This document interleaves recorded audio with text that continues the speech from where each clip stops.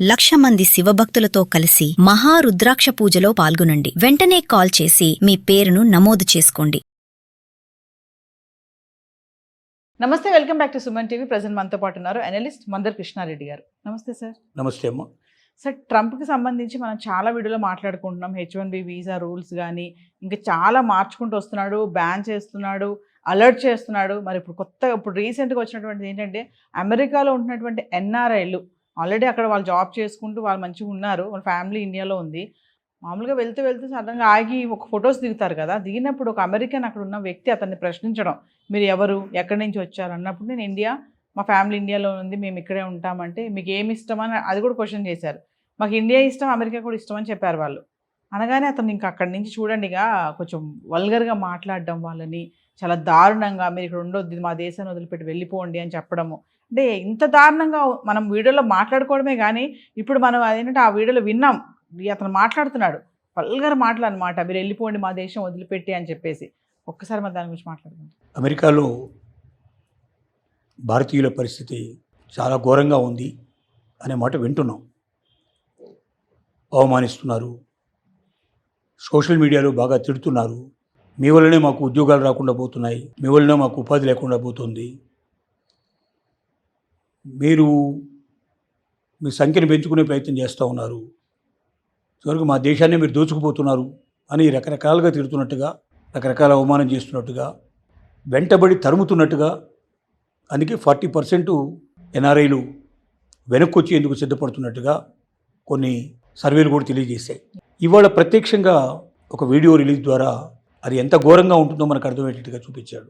యాక్చువల్గా ఒక నైబరు ఇద్దరు కలిసి ఒక దగ్గర ఎంప్లాయీగా ఉన్నప్పుడు కోపం వచ్చి మాటలు అనుకోవడం వేరు. అసలు సంబంధం లేని వ్యక్తులు ఇండియా నుంచి వెళ్ళి అక్కడ ఉద్యోగం చేసుకుంటున్నటువంటి ఒక భర్త భార్య ఒక విశాలమైన ప్రదేశంలో కార్లు అక్కడ పార్క్ చేసుకున్నాయి. వాళ్ళ కారు పార్కింగ్ పక్కన నిలబడి ఫోటోలు తీసుకుంటున్నారు. అది నిషిద్ధమైన ప్లేస్ కాదు, అక్కడ ఫోటోలు తీసుకోకూడదు అనేది ఏమీ లేదు. అది ఎవరి సొంత ప్లేస్ కాదు, ఇట్స్ ఏ పబ్లిక్ ప్లేస్. అది ఈ లోపల ఒక అమెరికన్ వచ్చాడు, మీరెవరు అని ప్రశ్న వేశాడు. సహజంగా మేము ఇండియన్స్ అండి, మా ఫ్యామిలీ ఇండియాలో ఉంది, మేము ఇక్కడ వర్క్ చేసుకుంటున్నాం, జాబ్ చేస్తున్నాం అని చెప్పాను. మీకు అమెరికా ఇష్టమా, ఇండియా ఇష్టమా అని అడిగాడు. రెండూ ఇష్టమేనండి. వాళ్ళు నవ్వుకుంటూ చెప్తున్నారు వాళ్ళు కూడా. అది పుట్టిన దేశం, ఇక్కడ నేను స్థిరపడ్డ దేశం ఇది కాబట్టి నాకు 2 దేశాలు ఇష్టమని అతను చెప్పాడు.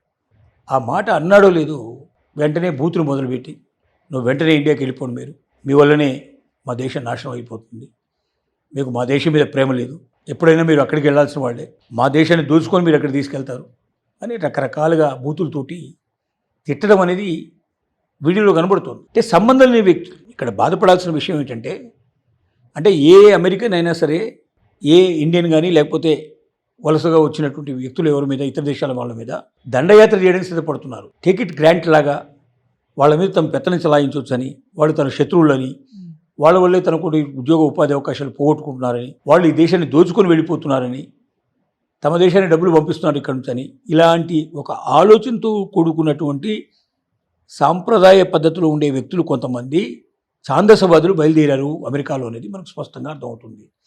ఇది చాలా భరించలేని విషయం. ఎందుకంటే ఒక కలీగ్ అయి ఉంటే, అదే ఆఫీస్లో ఉద్యోగం చేసేవాడైతే సరే ఆఫీసర్కి ఎవరికో చెప్పి వాడు కూర్చోబెట్టి కాంప్రమైజ్ లాగా మాట్లాడించేందుకు ఒక అవకాశం ఉంటుంది. నైబర్స్ అయితే కూడా సరే కమ్యూనిటీలో అందరూ కలిసి కూర్చొని మాట్లాడుకోవడానికి పాసిబిలిటీ ఉంటుంది. ఎవడో తెలియని వ్యక్తి ఎప్పుడు దాడి చేస్తాడో తెలియదు, ఎప్పుడు తిడతాడో తెలియదు, ఎప్పుడు అవమానిస్తాడో తెలియదు.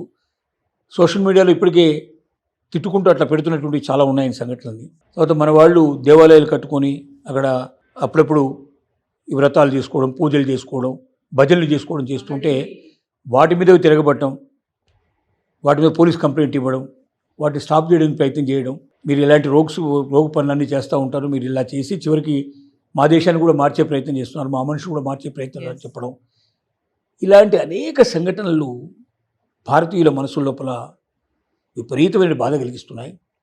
ముఖ్యంగా ఇండియన్స్ మీద ఎక్కువ అటాక్ జరుగుతున్నట్టుగా కనబడుతుంది అక్కడ. ఈ కారణం ఏంటంటే ఇండియన్ పాపులేషన్ రోజు రోజుకు పెరిగిపోవడం, మంచి పొజిషన్లో ఉండడం. ఇండియన్ పాపులేషన్ పెరగడమే కాకుండా వేరే దేశాల నుంచి వచ్చిన వాళ్ళు ఏదో చిన్న చిన్న జాబ్స్ కింద పని చేసేటువంటి పెద్దగా వాళ్ళకి ఇంట్రెస్ట్ లేని జాబ్స్లో ఉన్నారు. కానీ వాళ్ళకి ఇంట్రెస్ట్ ఉండేటువంటి జాబ్స్లో ఉన్నవాళ్ళు ఇండియన్స్ ఎక్కువ ఉన్నారు. అదే CEO పోస్ట్ లాంటివి మేనేజ్మెంట్ క్యాడర్ లోపల హైయెస్ట్ పొజిషన్లో ఉండేటువంటి వాళ్ళు ఎక్కువ మంది ఉండటం, పెద్ద పెద్ద కంపెనీలన్నీ వాళ్ళ చేతిలో ఉండటం, ఇవి అన్నీ రోజు రోజుకి ఈ ఛాందసవాదుల లోపల ఎక్కువగా బలం వస్తుంది. దీనికి కారణం ఏంటంటే ట్రంప్ చేసిన విధానం ఇది. ట్రంప్ ఎలక్షన్ లోపల సెకండ్ టైం పోటీ చేసినప్పుడు చెప్పాడు, ఇలాగ ఇతర దేశస్తులు ముఖ్యంగా భారతీయులు మన ఉద్యోగాలు తన్నుకుపోతున్నారు, ఉపాధి అవకాశాలు తీసేసుకుని పోతున్నారు, మన దేశం నుంచి డబ్బును వాళ్ళ దేశానికి పంపించుకునే ప్రయత్నం చేస్తున్నారు, కాబట్టి నేను ప్రెసిడెంట్గా ఎలక్ట్ అయితే ఈసారి తప్పనిసరిగా వాళ్ళని వెనక్కి పంపించేస్తాను, అవకాశాలను మీకు వచ్చేట్టు చేస్తాను అని తను కూడా చులకనగా మాట్లాడు. తను చాలా చులకనగా మాట్లాడాడు ఇండియన్ గురించి.